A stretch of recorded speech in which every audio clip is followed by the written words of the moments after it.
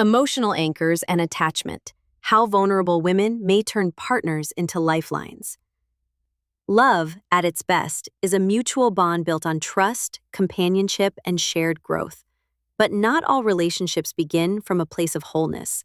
For many women, especially when they're in a state of emotional vulnerability, love can take on a different shape. One shape not by mutual support, but by deep emotional dependence. In these moments, what they seek is not a partner to walk beside them, but an emotional anchor to hold them up. This doesn't come from weakness, it comes from need, raw, human need for connection, security, and emotional grounding. And while it may feel like love, it can quickly evolve into something far more fragile, a form of attachment that turns the partner into a lifeline, not a companion. When that happens, love becomes less about sharing and more about survival. Vulnerability and the need for safety. When a woman goes through emotional distress, whether from heartbreak, trauma, loneliness, identity loss, or life transitions, she may find herself searching for something stable. Emotional vulnerability often brings with it a sense of being lost, untethered, or overwhelmed. In these states, the human need for connection intensifies. But unlike some men who may seek multiple outlets, friends, flings, or distractions, many women tend to seek one strong emotional anchor. They want someone to get it, someone to be there, to hold space, to be present. And if they find that person, they may begin to unconsciously wrap their emotional safety entirely around them. This isn't inherently wrong. Humans are wired for connection, but the danger arises when that connection becomes the sole source of emotional balance. From companion to lifeline, the shift in dynamics. In a healthy relationship, both partners bring their full selves to the table. They support each other, but they also retain their individuality, emotional autonomy, and inner grounding. But when one person, often the woman in these vulnerable moments, turns the partner into an emotional lifeline, the balance tips. The partner stops being just a source of support and becomes a kind of emotional crutch.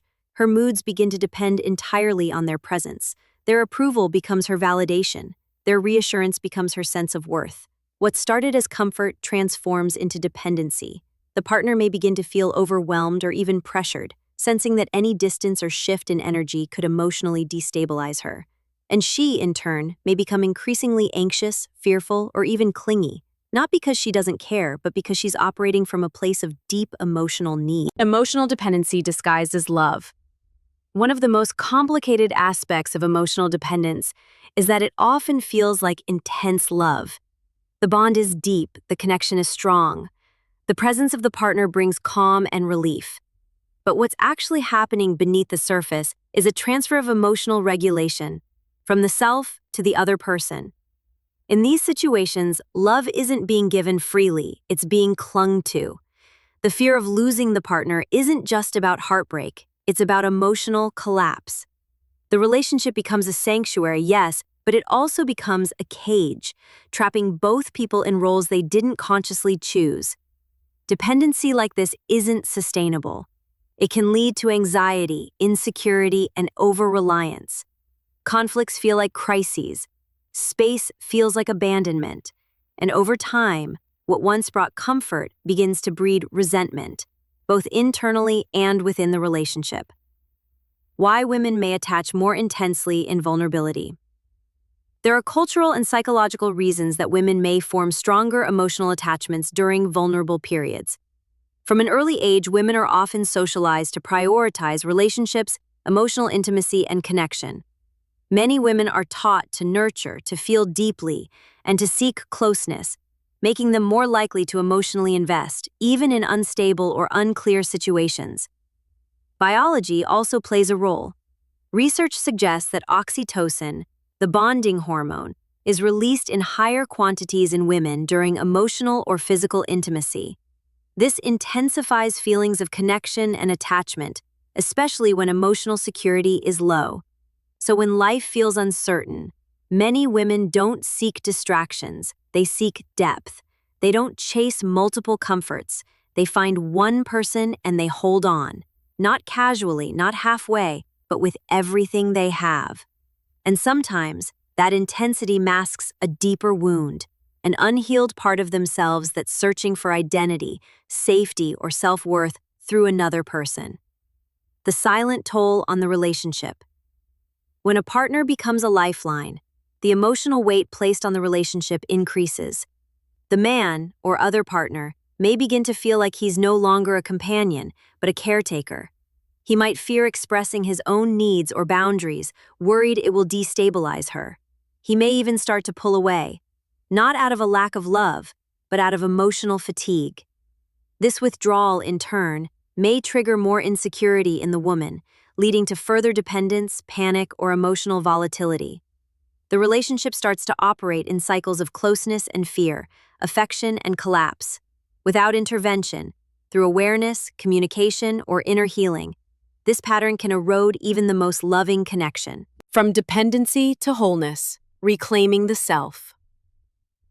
The solution isn't to avoid love during vulnerable times, but to enter it consciously. That means being honest with yourself about why you're attaching. Are you loving from strength, or are you seeking someone to hold the emotional weight you haven't yet faced? Reclaiming emotional independence begins with Mersain inquiry. What am I hoping this relationship will give me that I don't feel within myself? Exotional regulation. Can I soothe myself without relying solely on my partner? Break boundaries. Am I giving space for both of us to grow, or am I merging my identity with theirs?